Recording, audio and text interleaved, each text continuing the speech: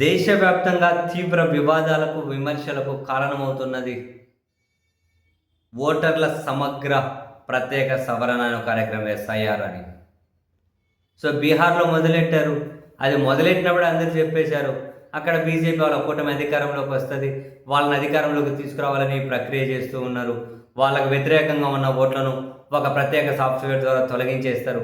కావాల్సిన ఓట్లను పక్క రాష్ట్రాల నుంచి కూడా వచ్చి యాడ్ చేసే పరిస్థితి వస్తుంది అని కూడా అప్పుడు విమర్శలు కనిపించాయి.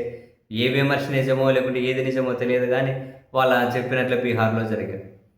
ఆ తర్వాత 9 రాష్ట్రాలు, కేంద్రపాలిత ప్రాంతంలో ఎస్ఐఆర్ అనేది చేపట్టారు.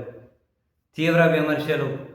మమతా బెనర్జీ గారు, వెస్ట్ బెంగాల్ చీఫ్ మినిస్టర్ గారు కూడా ఒక ఏఐ సాఫ్ట్‌వేర్ ద్వారా ఎవరి వివరణ అడగకుండానే వాళ్ళకు వ్యతిరేకంగా అనిపించిన చోట ఓట్లు తొలగించేస్తున్నారని చెప్పి ఆ ముఖ్యమంత్రి గారు విమర్శ చేశారు.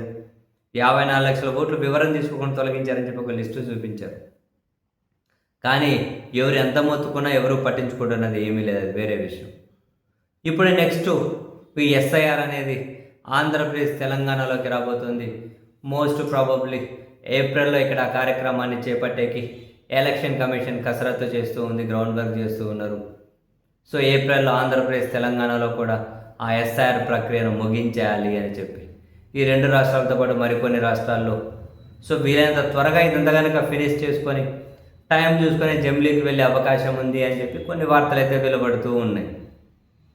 బట్ ఇప్పుడు మళ్ళీ ఎస్ఐఆర్ తెలుగు రాష్ట్రాలు ఇది ఎలాంటి వివాదాలకు కారణమవుతుందో, ఎవరి ఓట్లను తీసేయడానికి, ఎవరి ఓట్లను యాడ్ చేయడానికి కారణమవుతుందో తెలియట్లే.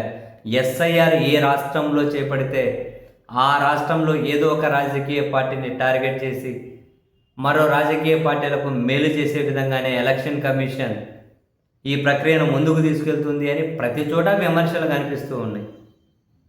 ఇప్పుడు ఆంధ్ర, తెలంగాణలో కూడా దీనికి ముహూర్తం పెట్టారు. మరి ఇక్కడ రాజకీయ పార్టీలు ఎలా స్పందిస్తాయి? ఆ ప్రక్రియ సాగించిన నాళ్ళు ఇక్కడ ఎవరి ఓట్లోనూ అస్సాం రైలుకి ఇచ్చేస్తారు, ఎవరి ఓట్లు తీసేస్తారు, ఎవరివి యాడ్ చేస్తారు